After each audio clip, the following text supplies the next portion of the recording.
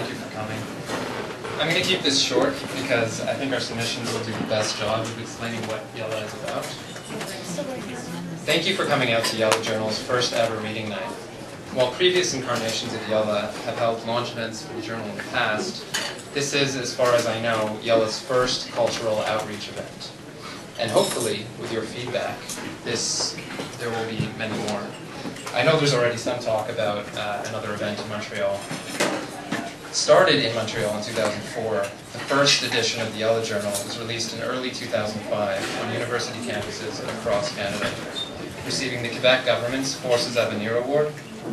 More international in its scope, the second edition was released with color images and durable high-quality paper in Montreal, Toronto, and New York.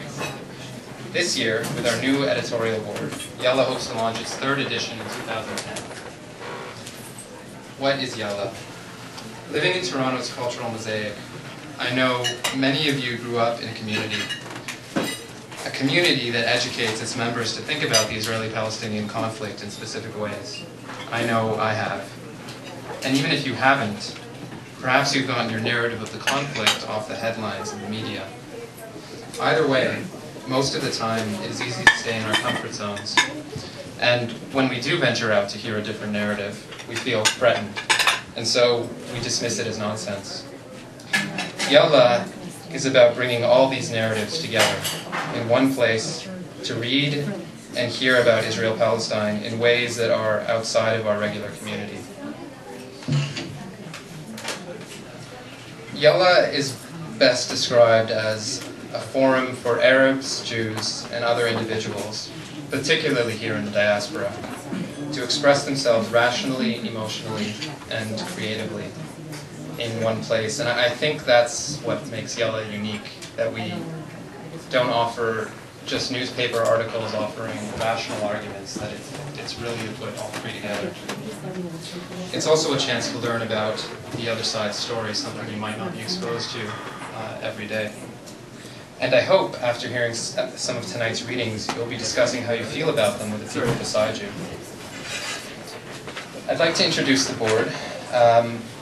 We are a board of 8, 4 Jews and 4 Arabs. All had a hand in creating this event.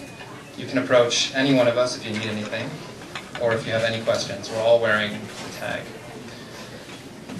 This is Naomi and Farah. You've met them. Daniel actually couldn't get out of an exam, so he's coming later, but we tried. Najat is in the back. She's at the table where we have old copies of the second edition. Hassan is at the... Oh, he's over there. And unfortunately, Ahmed couldn't make it. He's in Calgary at the moment. And finally, our contributors and our readers are sort of sprinkled throughout the room. You'll see them as the night goes on. Tonight, you'll hear Professor Kingston speaking on dialogue, followed by 10 readings and 2 musical performances. Some are submissions from Yalla's second edition. Some are entries being considered for Yalla's third edition. There are poems, stories, and essays.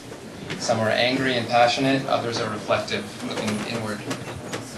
On the projector on the wall, there will be images submitted by our contributors, and they're actually also for sale at the back.